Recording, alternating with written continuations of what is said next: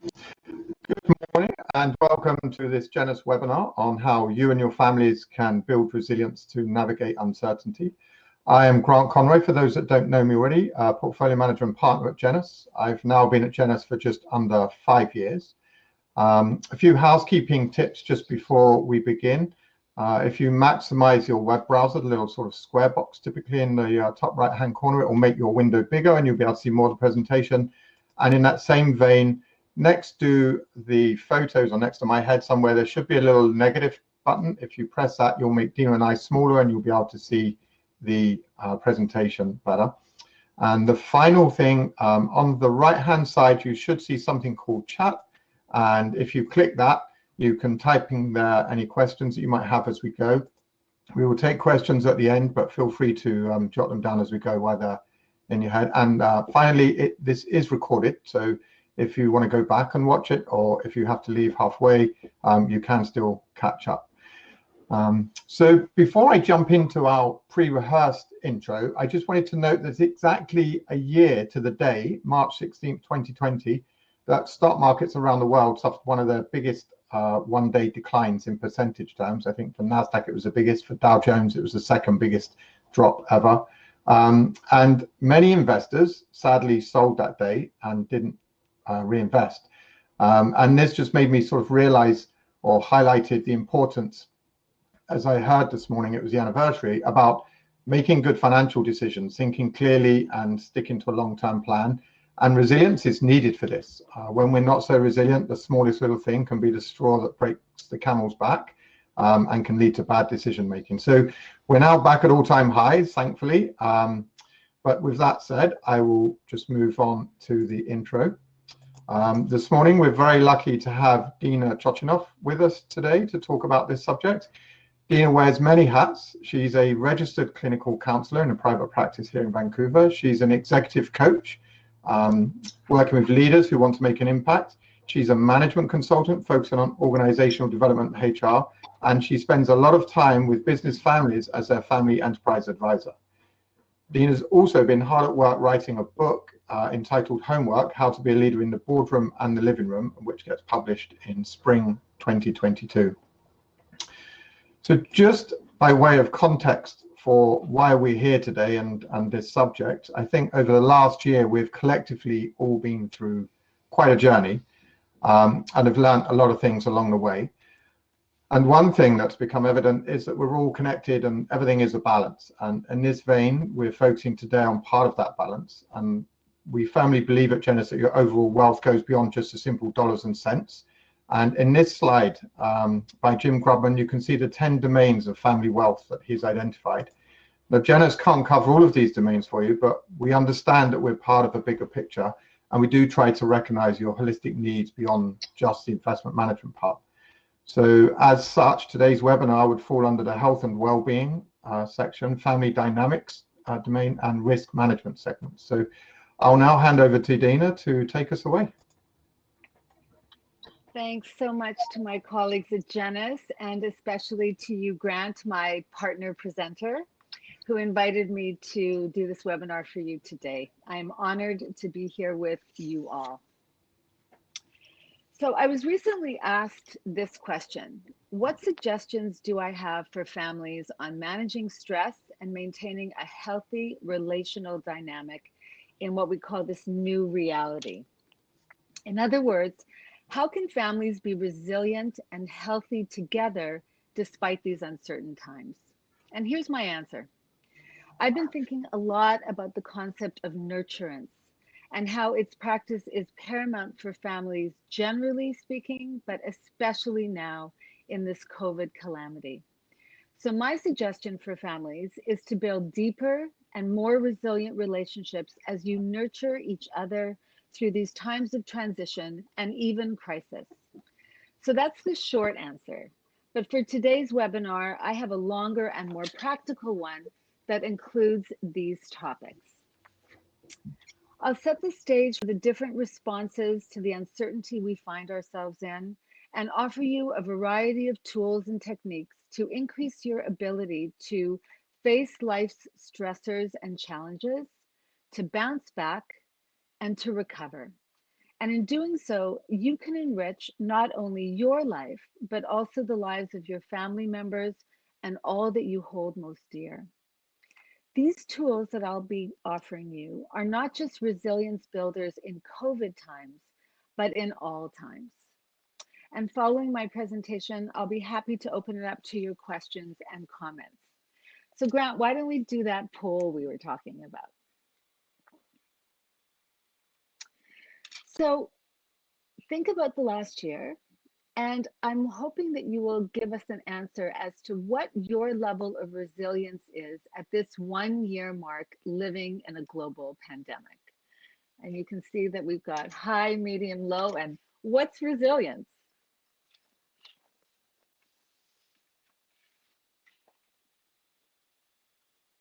This is pretty good. Yes. All right. Well, what I'm seeing is that there are a lot of you who have, pretty good levels of resilience. Some are feeling a little low. Some don't even know what we're talking about. So this is great. For those of you who are feeling resilient and you want to know more and add to your toolkit, that's terrific. And for those of you who need more support, I've got a lot to offer you. So why don't we move on? Okay, so the first part is responses and resilience building. So I want to start off by saying that the whole world is tired of COVID and its effects. It's taking a tremendous toll on many people's professional, personal, and familial lives. Yes, for sure, there is hope, a light at the end of this exhausting tunnel. But now that we're riding the second wave, we need to review our resilience and find the mental strength to get through the next and hopefully last miles. So last spring, if you'll recall, most of us had what's called an adrenaline-fueled response. Our resilience relied on arousal, that psychological emergency reaction. The shock of the pandemic, the threat and uncertainty of it, made us all hyper vigilant in activating our adrenaline rush to pull together with a fighting spirit. It was our universal impulse and it worked very well for a while. But now in the second wave, it's a bit of a different story. Now we need to rely on our psychological stamina, not on our arousal response. We need stamina because the excitement of pulling together and reacting from a place of urgent impulse is over. Many of us are stressed, frustrated, bored, unsettled, disconnected, discouraged, and even demoralized. And we are whiplashing between the good news that there's a vaccine, which is great, and the rising cases of this wave, and the concern of the different variants of the virus that are making themselves homes in British Columbia that we're reading about in the news. So in this phase of COVID, we require endurance, perseverance, patience, and boldness to manage the gloom and the burden of this time, also known as pandemic fatigue, mental fog, work-life blur, an endless wait for it to be all over. In fact, we have this whole new vocabulary of what I call pandemic speak that has become part of our culture. Remember that our brains are affected by this unrelenting, unremitting stress, even if it's a low hum rather than a loud roar in your head. We all need those breaks for recovery. We're never going to eliminate stress. We know that for sure. And we're not going to ever do it completely. But I'm hoping that some of these tools, tips, and techniques I'll be offering you will support your efforts to recover and reduce the stress you and your family members might be experiencing. And for some of you here, it looks like you're not experiencing really high levels of stress, which is wonderful, but maybe this will attack some of the stress that you are feeling.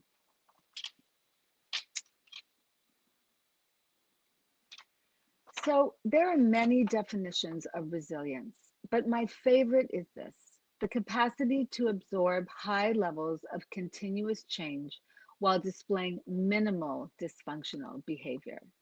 So let's face it, everyone and every family are showing signs of vulnerability, anxiety, and impatience as we grapple with the uncertainty of pandemic life and life beyond the pandemic. And that can mean we're not always as highly functional and emotionally sensitive as we'd like to be in how we treat our family members. So I say focus on the simple.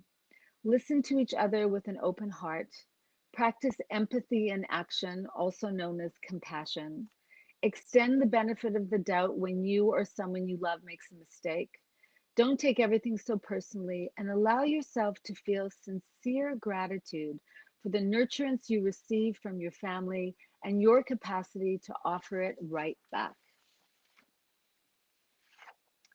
And to ensure you have that capacity, you need to maintain and even build your psychological resilience. So here in the slide is the resilience continuum, which describes the conditions that deplete your energy all the way to those that expand your energy and support your mental and physical recovery from stress. When you are feeling exhausted, empty, just done, it's usually because you're being undermined by certain conditions. Conditions like feeling forced to do something you don't want to do, having your personal agency taken away, not being in alignment with your values and your ethics, missing valuable and necessary resources like time or money and or people in your life who love and support you. So I want to share with you some specific examples of what is exhausting many of my clients these days. So the first is working from home and hating the separation from clients and colleagues. You know, the coffee breaks, the hallway chats, the spontaneous bursts of creative idea sharing that happen between meetings that aren't happening between Zoom meetings. Another one is feeling isolated because of the restrictions on seeing family and friends. You know, I have to admit, I wasn't all that excited about sitting on one end of a park bench in the cold to have an outside visit with someone.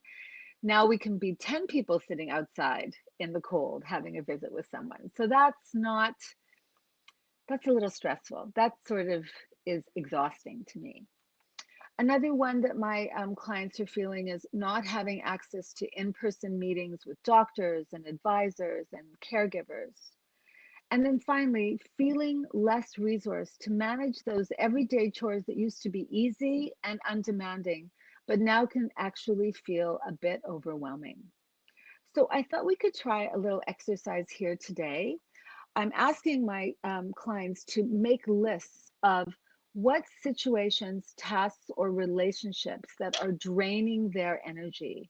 And I'm wondering in the chat if you would be open to just putting one thing that depletes you, one situation or task or relationship that really exhausts you and drains your energy. Can we see that? So just as a reminder, the chat is on the top right, and if you click it, you should be able to type in the box on the bottom.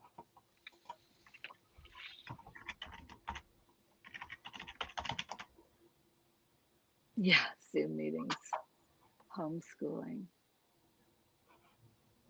Yes, those are common. Yes, yes,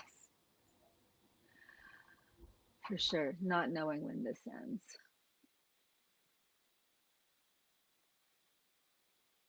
Oh, those are really great answers because they are repeating in all the things that I'm hearing from my clients. So I'm not this sure is that everyone, sorry to interrupt, I'm not sure everyone can see the chat, so maybe we can just read a few out. There's removal of okay. personal price, not knowing when this ends. Watching fellow humans resisting good scientific advice like wearing masks, removal of personal choice, not being able to see friends or not be able to plan for the future, lack of social connection. These are very common. You have lots of company in sharing these conditions of being depleted. All right, so I'm going to move on. Um, all right. So, so those are the conditions, those are things that deplete us. But when you are feeling full of energy and able to bounce back and recover from the everyday pushes and pulls that can be challenging, it's because of these conditions. What you do matters and makes meaning for you. You can take charge of your life, make independent choices, and do what you want to do. You have the freedom, the time, and the access to resources to support you. And most importantly, you are connected with the people who bring you joy, purpose, fun, and keep you engaged in the world. So here are some specific examples of what is nourishing a lot of the families that I'm working with. Spending quality time with their kids, their parents, their grandchildren, both in person, if possible, and virtually. So I just want to do a quick little shout out to my parents in Victoria who are on this webinar and say that we are split between New York City, Vancouver, and Victoria. And we have a daily text check-in. And that really gives me energy. It takes away a lot of my stress and it's so meaningful for me. So that's an example of what we're trying to do in our family to stay connected.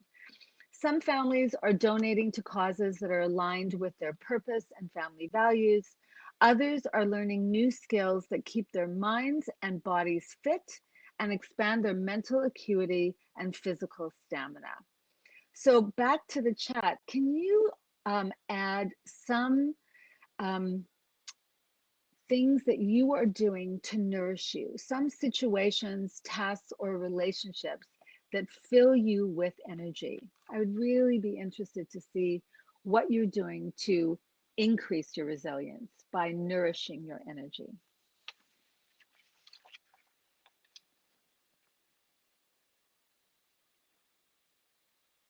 Where are we?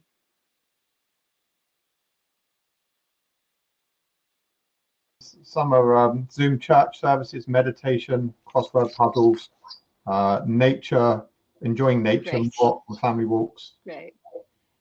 What, Yeah, you're arranging outdoor hikes with family. This is very, very inspiring. I think some of you could be giving this webinar. This is really great. Okay, wonderful. All right, so we're going to continue. So ideally, you want to get to a 15 to 85% split on the depletion to nourishment continuum. And to do that, you can make some decisions to lessen your exhaustion load by asking yourself these three questions. What can you remove? What can you transform or change? Or what can you accept that you need to hold on to, but in a very self-compassionate way? So I'll give you some examples. If you're somebody who's really feeling exhausted, watching the hours and hours of cable news and doom scrolling the internet for the latest case counts, you can remove this depletion of energy by really limiting yourself to, let's say, 20 minutes, 2 times a day, rather than all day. So you can start to remove that exhaustion from your life and move it into the other column. Another example is if you're suffering from disturbed sleep for long periods of time, worrying about your relationship with a negative or a complaining family member, you can transform the exhaustion by learning mind-body calming techniques and really good sleep hygiene tools to support your recovery and move it into the nourishment column. I know you can't get rid of a relative that's maybe upsetting you or frustrating you or causing you some pain, but you can definitely learn to reduce the exhaustion that you're feeling from your worry. And finally, you or your adult children are experiencing working from home fatigue. I'm getting a lot of that, a lot of Zoom fatigue. So what I can say is you can accept it for now by creating a really lovely working space to make it bearable and developing a healthy work-life boundaries, like creating and sticking to a 3-point schedule. You have work time, family time, and you time. And that will increase your energy and decrease your sense of emptiness and depletion. So here's a resilience building tool for you and your family to consider. Now is a really good time to set some goals. It's good for the brain to push through the pandemic fatigue that many of us are feeling and to experience hope for the future. Hope is healthy. And we can do that by purposefully setting intentions, not just for ourselves, but for our families too. So in this exercise, I offer families 6 phrases to complete and ask them to start with small focused statements that are actually specific and achievable. Like they're a bit of a stretch for sure, but they're still realistic. So I want to give you some examples and you can take these away and do them with your family. So the first one is, let's give you an example of we will start. We will start talking to the kids about money. Can become, we will start to include our next generation in quarterly meetings with our estate planning and investment advisors. So really specific, but taking it to the next level. For we will create more time as, to visit as a family. That's a great intention, but it can become even clearer by we will start to include our next, we will create a schedule for weekly family get-togethers instead of leaving it up to chance. Because we're always saying, yeah, we'll get together, but when we create a schedule, there's a better chance that we'll be together. And for I will stop worrying, guess what? Most of us are never completely going to be able to stop worrying. That instead can become, I'm going to set an intention to learn positive psychology tools to manage my anxious thoughts.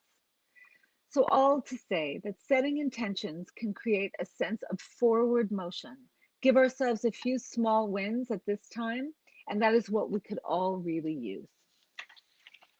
So, let's move on to part 2, focusing to lessen distractions. One of the most deleterious effects of stress, and this is COVID stress or otherwise, on our daily lives is distracted thinking. And the main distractions, according to all the research experienced by the most people, are, probably no surprise to you, children and social media. And consider this research finding. We spend almost 50% of our time with a wandering mind. So half the time you're doing one thing, you're thinking about something else. Adding on the responsibilities many of us have to care for children or for aging relatives, our professions, the 24/7 news cycle, the social media, and it's no wonder we're all struggling to focus. And this distracted thinking is detrimental to our mental health. But wait, there are techniques you can learn to cultivate your attention and manage the distractions, which lead to a decrease in your mental strain and stress, an increase in your overall resilience, and a boost to your productivity.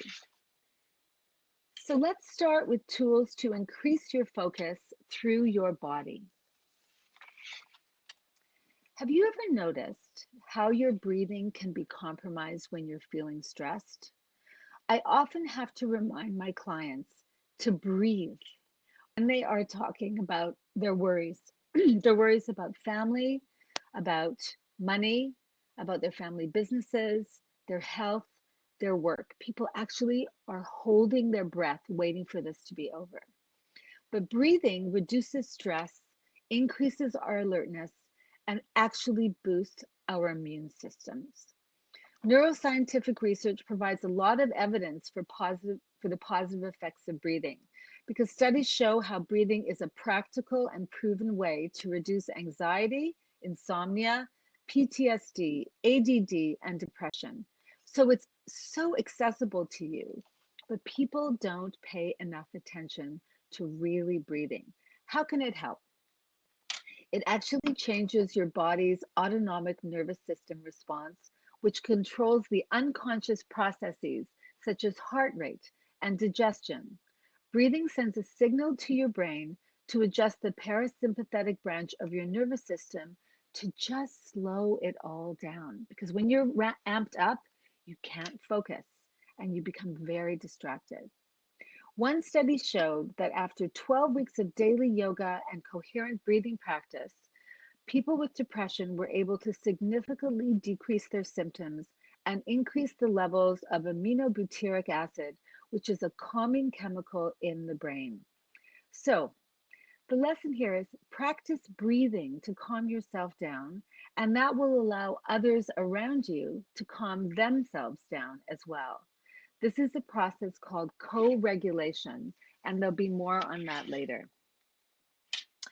And based on the chat, of course, you all know this, that another tool is to move. Exercise is a classical anxiety reduction strategy. Moving is a very rapid, reliable way to discharge stress and quiet the mind and the body. So as a family, go on family walks or family runs or family games outside.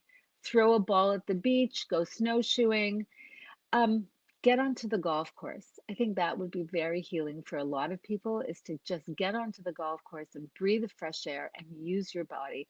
Play croquet. I don't care. Anything that will allow you to move your body will decrease your stress. Spend time visiting with your family outside. It will expand your energy and increase your appreciation of each other rather than keep you contracted and constricted inside your body and inside your house. So one of the things that I'm asking my clients to do is make a commitment to leave their house every day and breathe in as much fresh air as they can. I've made a commitment that between all my Zoom meetings, I am leaving the house, walking around the block just to clear my mind and give me the energy to be fully present for every minute I spend with clients. And that is increasing my resilience rather than me sticking inside and feeling more and more depleted as the days go on. And for those of you who said in the chat that the Zoom is really dragging you down, this is one tool that has actually helped me that I hope you might consider. So how can you build your resilience by focusing your mind? Well, you can create the space to be in your body to quiet your mind during this time rather than do to distract yourself. Because we are human beings, not human doings, right? So think of it like a holiday from your negative and anxious thinking. You can do that by calming the inner voice in your head that is often filled with thoughts of frustration, anxiety, boredom, loneliness, uncertainty, and fear, which we can too easily get caught in a process of perseveration and rumination, where we just go around and around and around, and we can't get off of those thoughts. So we feel pretty stuck. But mindfulness is a practice of training your attention in a focused way, trying to recognize that you have control over where your attention goes. You actually can control that.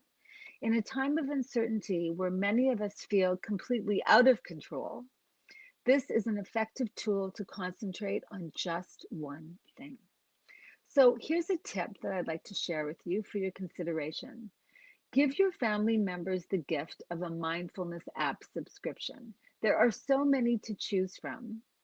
And there is a chance that if you've paid for it, if you've offered it as a gift to everyone in your family, there's a greater chance that everyone will try it and actually use it.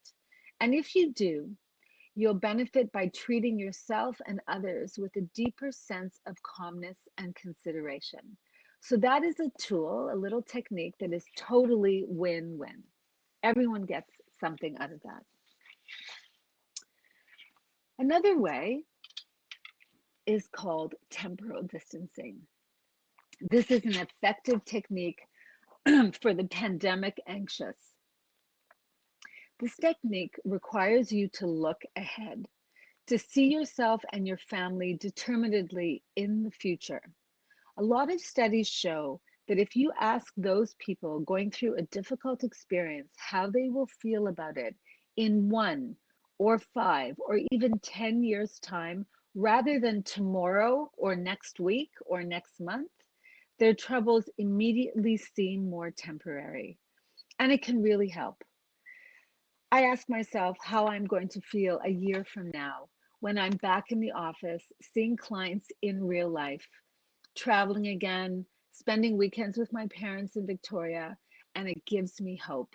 It actually helps me distance from the anxious mind that I sometimes have. So that's another technique. And the next one is to magnify the simple pleasures by paying attention to and experiencing the positive. Even though a lot of us are programmed for paying more attention to the pain rather than to the pleasure, it's really important to maintain perspective on what you do have.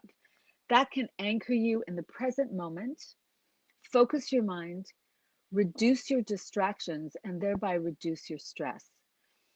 Things like having the financial security your investments bring, or hearing your kids' laughter outside in the yard, or eating a delicious meal that you cooked, or getting that hole in one, or, you know, winning at bridge. Any simple pleasure that you have can be helpful. So, name a simple pleasure you experience in your family, in your marriage, in your work, and that will calm the rumination and the voices in your head.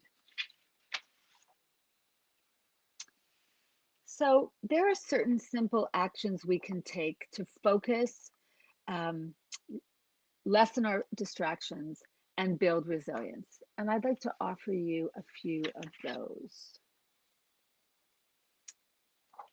If the worry over uncertainty that you are experiencing gets overwhelming for you, schedule it. This might seem counterintuitive, but it can actually help reduce the anxiety. Set a daily worry period, the same time every day, and I would suggest no more than 30 minutes. You'll be more productive and calmer for all the other minutes of the day. So you take those 30 minutes or those 20 minutes and you worry like crazy and you just let it rip. And then you're done for the day. And for the rest of the day, you can actually enjoy it more and be less distracted. Distinguish between worries over which you have little or no control and worries about problems you can influence. So I can't control the exact amount of tax I'm going to have to pay, but I can get my documentation together for my accountant so she can do her job and give me the information that I need to calm down. I'm probably not going to be that calm when I find out how much tax I have to pay, but at least when I know the amount, it does decrease my feelings of anxiety. So ask yourself, how much time will I put into my worry budget? Share this information with your family members and hold each other accountable to stick to your schedule. If everyone in the family knows that you're all doing this worry budget exercise, you can take care of each other by checking in and saying, Mom, you were supposed to do 30 minutes. It sounds from what you're telling me you did an hour. That's not good for your mental health. It's not good for your resilience. Cool down on the worrying. So that's something that a family can do to support each other. Another thing is to stay curious, gain new skills, engage in learning to expand your brain. Challenging ourselves to learn about new things and to acquire new skills helps us increase our resilience, the resilience we need to weather the difficulties and navigate uncertainty and volatility. You can focus your mind by expanding your brain, which will in turn build your psychological strength. Commit to developing a perpetual student's mindset, individually and with your family. Like, what can you do together to learn together? So, examples like, I don't know, taking a class in financial literacy and competency because you have younger children and you want them to learn how to grow up to be financially responsible. And you can all do that together and learn together. Checking out a TED Talk by an innovator or an entrepreneur just like you. Do one of the Janus webinars. Grant told me that there's a library of webinars that you can access. Why not do them? You're going to learn something. There's masterclass, there's Skillshare, there's One Day University. There's so many opportunities to learn. I'm working with families who are learning together, and that is leading to an increase in their connection, a deepening of their relationship. They're having more fun and they're building more energy. So I think those are really helpful to them to learn together. So, we are prediction machines, and especially during a pandemic, having regularity and routines guides our days and brings mental and physical benefits. So, respect your routines. They add comfort, they act as unconscious tools to keep our worlds more predictable, orderly, and safe. They keep us focused. Routines mean we don't have to deal with the distractions caused by hunger, exhaustion, entropy, frustration, or loneliness, and they conserve brain power. When routines are disrupted, we have to make new predictions, and that has a high metabolic cost. As you probably figured out, COVID is overburdening our brains. What was once relegated to the brain's autopilot function now requires serious thought and even risk analysis. Things like, should I send my kids to school? Can I go to a restaurant? Does that restaurant practice good enough safety precautions, or is it just sort of medium? So if I can't go to a restaurant, which restaurant can I go to? When should I go shopping for groceries? When's the best and safest time to be in a group of people? All those kinds of things that we never thought about. We just went to the restaurant, went grocery shopping whenever we wanted to. We need our mundane structures to keep us focused and our minds sharp. So find what works for you. The best routines will offer structure, pleasure, and a sense of accomplishment. What is a routine you can establish as a habit or ritual to contain your stress? So, for the last part, I'd like to focus on tools to deal with emotions. Staying connected with our families and our friends is also referred to as social engagement or co regulation. Just by spending time with each other, you can regulate the calming and restoring part of your autonomic nervous system. When we're feeling unregulated, diminished and depleted and anxious and just sort of uncertain, not knowing where we are, parts of our brain shut down just to survive, and we're unable to reason and make sense of what's going on around us. But when we connect to people who matter to us, we can start to process a lot of what's going on around us. And most importantly, we can maintain a stance of compassionate mindfulness, which I think is what we need most right now. Being socially engaged is key to mental health and key to increased resilience. So I just want you to check out how powerful you are and how helpful you can be to your family members. When you're stressed or ruminating or perseverating, if you're able to calm down your nervous system, then those people around you, all the folks that you are relating to, will start to adapt to the tone and tenor of your nervous system, and they're going to be able to calm down their own nervous systems. That's how it works. So we self regulate, but what's really powerful in families is that we can co regulate with each other. I do this in my sessions. I can even do this over Zoom, which is so, it feels, it's brain science, but it feels really magical. And so you can do that with each other. When you stay connected, it will help you and it will help your family members. Create rituals. Rituals are a powerful human mechanism for managing extreme emotions and stress, and we should be leaning on them now. I'm a real big believer in rituals. The majority of rituals are idiosyncratic to our own family. Even though many of us celebrate different holidays, we do it in our own ways and our own traditions. When we devise our own rituals for our families, they contain more personal relevance and symbolism for us. Rituals are so powerful that even remembering ones that we've performed can trigger a dopamine rush.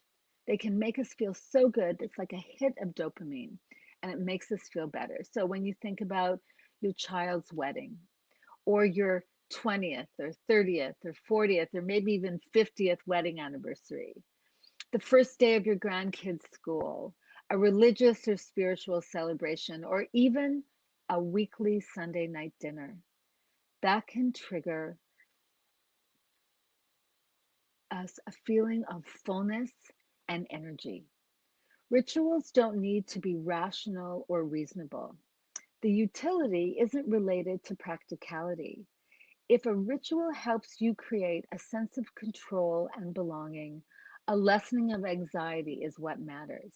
So, we think of all the superstitious rules and rituals that athletes perform before a big game, or public speakers or exam takers.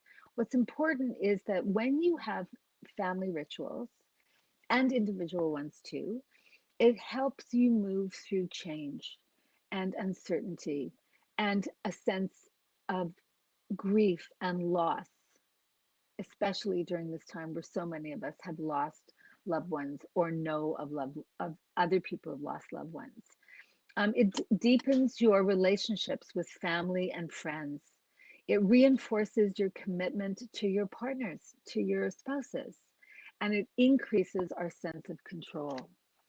So, my question to you is, what family ritual, new or established, can you practice to help you regularize and regulate your lives? Have a family conversation and develop a few together. It will really help increase your resilience. And finally, be grateful. One thing that I've come to believe in my work with families and business leaders and couples and individuals is that there doesn't seem to be enough gratitude in the world. Research shows that creating a culture of gratitude in your family, your close network of friends, and your work team can lift people up, boost morale, and keep relationships respectful and highly functional. So here's a tool for you to practice more gratitude. I call it the 3 gratitudes: for someone, for something, and for myself. You can do it at the beginning or end of a family visit, virtual or real life. You can do it anytime. I like to do it at the end of the day with my husband, and I ask him, okay, someone, some things for yourself, and it's just sort of become a family ritual for us. It won't remove all your stress, but it will shift your perspective. It's a reminder that we can hold more than one emotion at a time. We can be bored, we can be frustrated, we can be aggravated, we can be scared, and we can be grateful. And gratitude is a healthy one to hold at this time. And to take it to the next level, you can write a gratitude letter to someone in your family, offering thanks to someone for what was said or done. I've been learning about all these recent studies on gratitude that found that people who sent those letters reported significantly better mental health, and those who received them felt absolutely great. So before we open this up to your questions and comments, some last thoughts and learnings. It's true that some people are just genetically more able to manage challenge and change, but all of us are able to train our minds to better handle stress and increase our resilience. There's still much to learn about the science of resilience, but what we do know is that by fortifying our brains through exercise, mindfulness training, social engagement, rituals, and all the other tools that I offer you today, like intention and gratitude practices, we are supplementing our neuroprotective growth factors to ultimately improve our mental health. This is reassuring, encouraging, and even inspiring. So I hope that you and your family will consider implementing some of these tools so that no matter what comes our way in this uncertain time, you are more able to find strength in yourselves and strength in each other. Thanks so much. Deena, a lot to take in there and very insightful. If anybody has questions, please feel free to type them into the chat. And this is the time to ask them. Unfortunately, I think Deena's basically available for questions now, but probably not so much afterwards. And we do have a few here.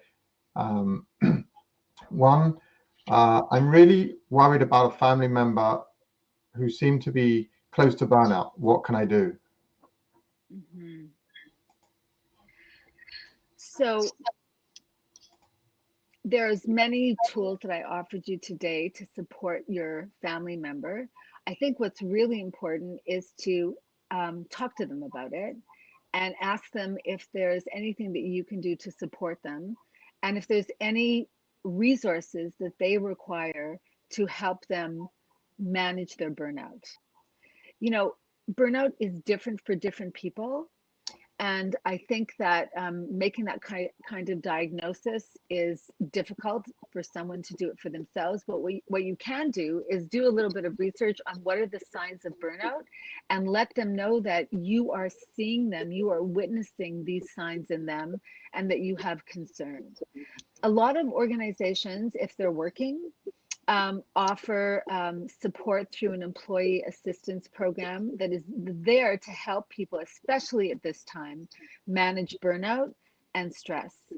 I mean, the problem is that by the time people get to burnout, they don't even know that it's happening to them. So it's really important for you as a loving family member to have those conversations, as courageous as they might need to be, and help people take care of themselves.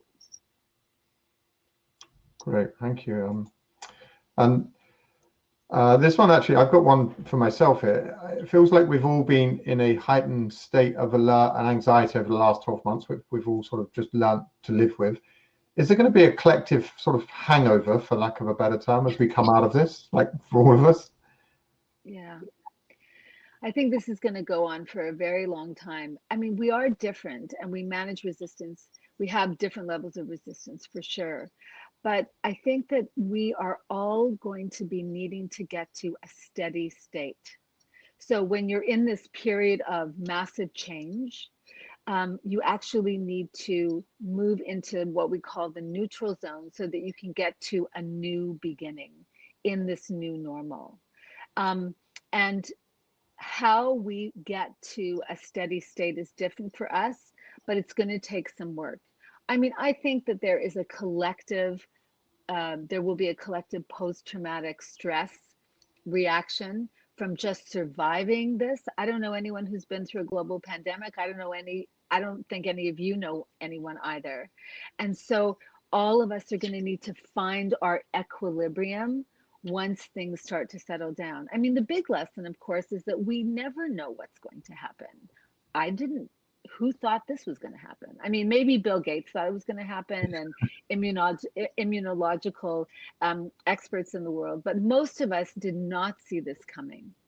And so, how do we calm our internal state enough to have a strong enough core so that we don't get pushed off it every time something new happens? I mean, hopefully it will not be as dramatic as this, but finding that steady state of core strength, I think, will be a journey for all of us. And some of us will get to it quicker than others.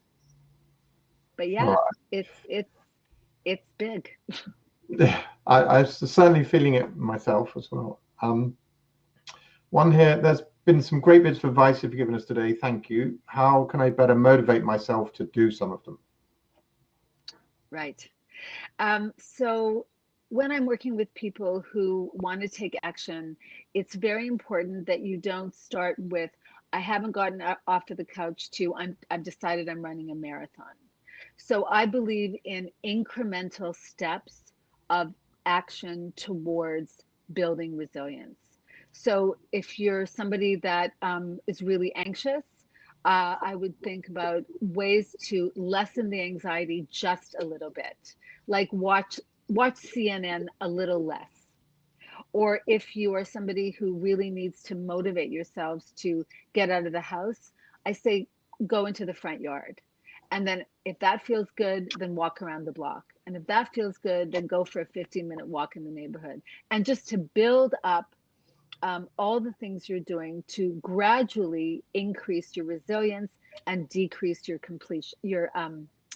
depletion. Remember that we want to get to 15 to 85% in terms of our lists, but that takes time, and different people need more motivation. I also think that what can be very effective is for people to find a buddy, so that they can move towards resilience building in the company of somebody that they enjoy. So someone you live with, a family member. You can do things like checking in on each other, supporting each other. We all need a president of our fan club. So find somebody who can be the president of yours and support your mental health and your resilience building. I've certainly found having young children as a benefit and being president of my fan club. So they laugh at anything I say for some reason. And kids are great because they got to move. They have all this energy. And I know a lot of people who've said that the thing that saved them in this pandemic, from just disappearing into sort of sadness and fear and depression, is their dog, walking their dog. They have to get outside. They have to move their body. And that's really good for their mental health. And then they run into other people and they smile or they wave and they can't get close, but they do feel the sense of community and social engagement. And that's very, very powerful. That's great. Well, I don't see any other questions on the chat. So I think we'll wrap it up a little bit. Deena, thank you so much for sharing your wisdom with us today. And the next time anyone watching this is stressed out about a big decision, maybe take a walk in the woods first and take some deep breaths and then make the decision. I do hope that everybody has taken something away from today that benefits their own lives and those around you. We have made a donation on behalf of Deena to the Kalanish Society, which is a very worthy cause. I encourage you to check out the website. I'd not heard of it before. And as I'd mentioned at the beginning, we do realize that we are part of the team, and we do try to do these panel of expert webinars to bring more information and learning to you. So if you have ideas or requests on topics, feel free to let us know. And then finally, when we exit this webinar, there will be a short survey, and maybe if you could just take a minute to answer that. It should take less than 2 minutes. Otherwise, we wish you a great rest of your day and look forward to a time when we can all see you again in person. Thank you so much, Grant. Thanks to everybody for your time and attention. I'm really, really honored to be here. Bye for now. Bye.